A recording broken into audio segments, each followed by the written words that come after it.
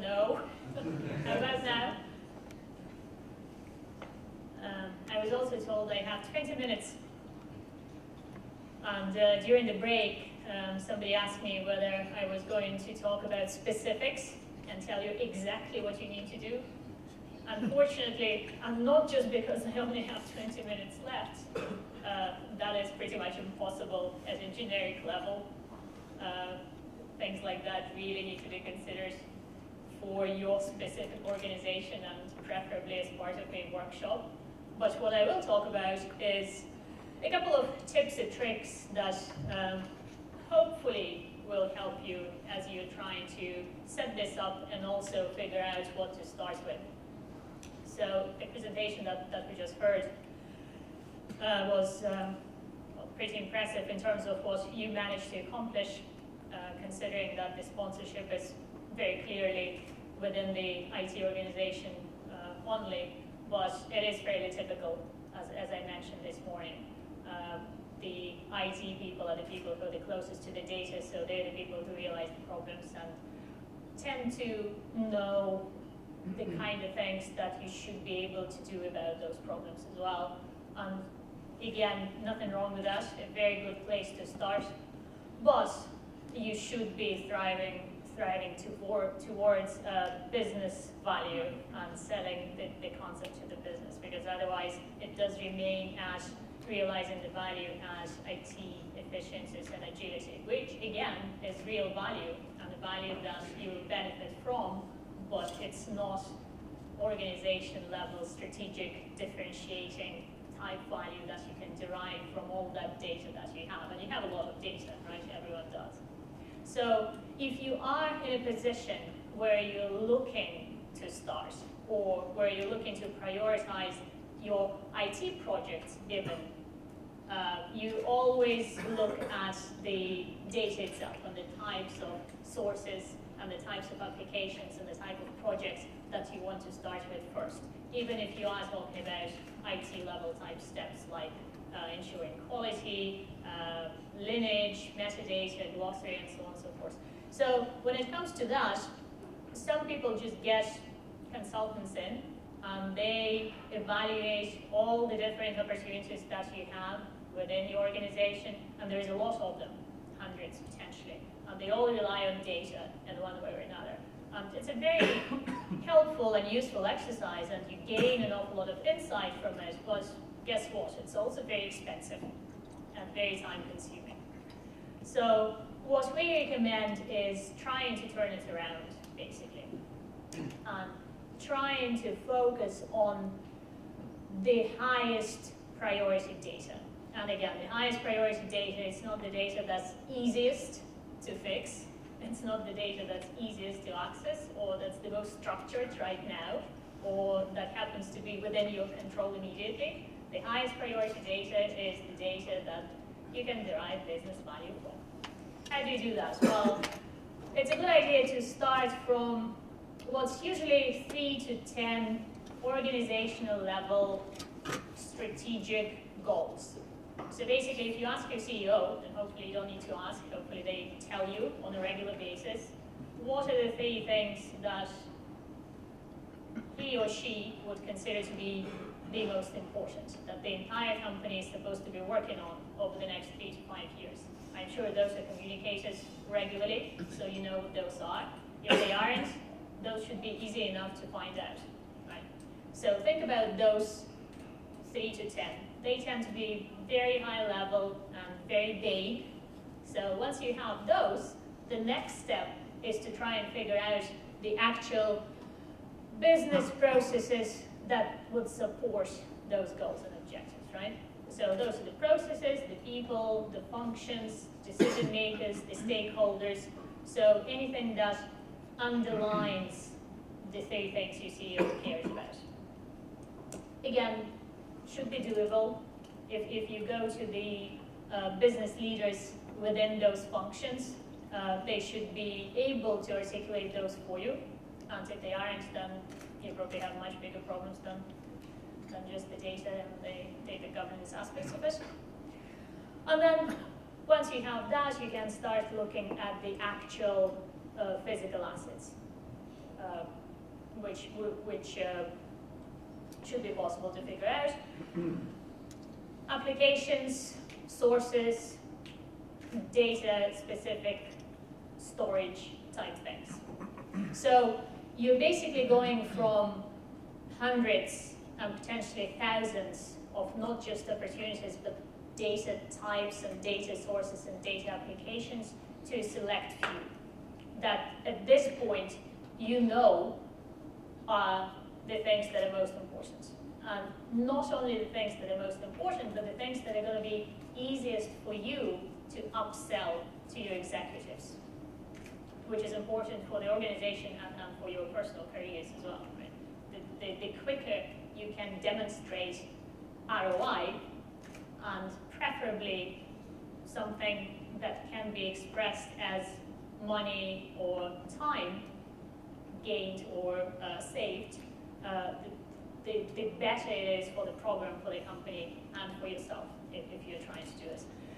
So at this point you have your highest level business objectives. You know what the business processes are that support them. You know what applications are used to support them. Then you just need to figure out the detail of how the data gets into those applications, if there are any other systems that consume the data that gets produced by those sources of applications, who are the people who enter that data, who are the people who are responsible for that data, if anyone. So basically all the different data movement and people components to those processes. And then once you have that, and you start asking around within your company, who uses that data, how they use it, who cares, basically. And then you find that person who basically shouts the loudest and talk to them the most. And ask them, how confident are you that this particular data that came from that particular source or that particular application supports this particular process the way you need it supported? And I can guarantee you they will come up with a list of whatever you want to call them, let's say complaints, to do with that data, which should make it easier to start coming up with IT level steps that you can actually translate to technology processes and product, figure out how the tools that you have in place map to that particular data issue, and also, as I keep saying, and I can't stress this enough, start showing progress and value to the business, because it will help the program and will help the business and will help yourself. Now, this process is not something that should happen once and then you're done with it, just like anything with data. Again, as was mentioned earlier, data management of data quality is not something that can be fixed. It's an iterative process purely because data changes an awful lot. Your business priorities most certainly change on a regular basis.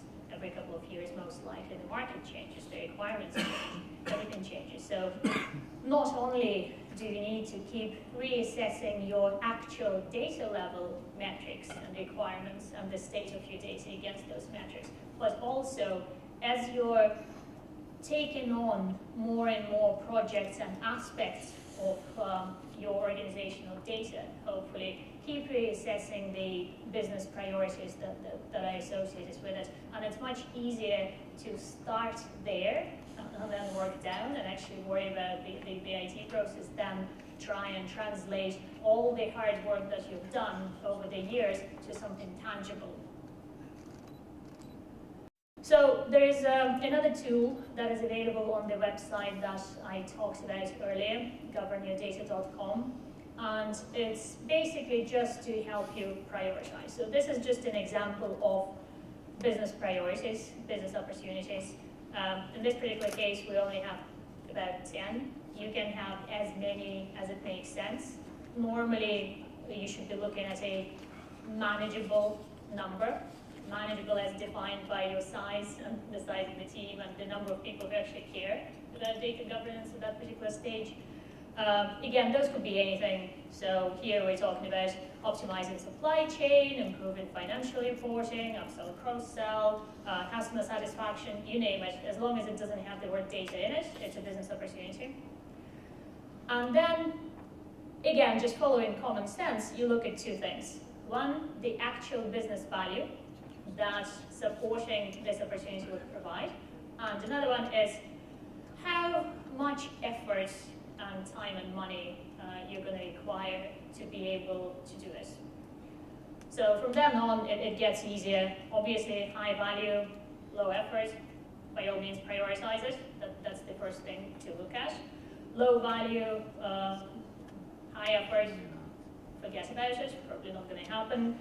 And the rest really depends on that discrepancy between value and effort. If it's something that's really worth your while, but you know is going to take a long time or resources, maybe just try to concentrate on some quicker wins so that you can start gaining that support from the executive level. And then once you get that buy-in, it's just easier to both get resources and the support for the rest of it, so then you can undertake the high value, high effort type things as well. And then if there's a few things that are low value but really low effort, if you think they can be used just to demonstrate progress in terms of, again, different functions involved, so the visibility within the company, if you think this is something that your executive team will care about, that could potentially be worth your while. So again, depending on the culture and the structure and what you're trying to accomplish and where you're at and how many people at the executive level you have on your side, you may or may not want to consider those as well. So this tool is up there, available, fairly easy to follow and very, very helpful when you're trying to figure out what it is that you want to start with. How was that? 20 minutes. Again, happy to take any questions. Happy to talk about technology, best practices, processes, examples. It's a very involved topic. Unfortunately, it's very difficult to prescribe specific things that everyone has to be doing. The important thing to keep in mind, which I'm hoping you will remember after today, is business is key. Even if you're starting in IT, which is almost always the case. And yeah, don't think of this as a technology problem.